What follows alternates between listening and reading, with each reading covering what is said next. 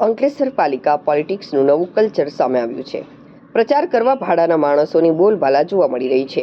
Petrol allowance, ખાણીપીણીની મોજ સાથે 300 થી 500 રૂપિયાનો રોજ મળી રહ્યો છે.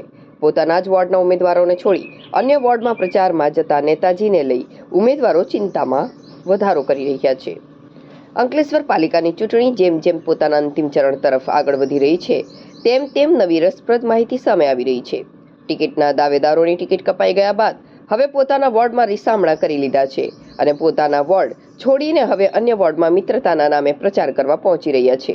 એટલું જ નહીં, પોતાના વોર્ડ છોડીને અન્ય અલગ અલગ વોર્ડમાં પ્રચાર કરી રહ્યા હોવાથી જેને લઈ ઉમેદવારો પોતાના જ વોર્ડના ટેકેદારોની ખોટ ઊભી થઈ રહી છે. પ્રચાર કરવા માટે ભાડાના માણસો અને બહારના મિત્ર મંડળને બોલાવવાની ફરજ પડી રહી છે. આ વચ્ચે ભાડાના માણસોની ડિમાન્ડ વધી રહી છે. તેઓ પેટ્રોલ એલાઉન્સ, ખાણીપીણીની મોજ સાથે 300 થી 500 રૂપિયાનો રોજ મળી રહ્યો છે.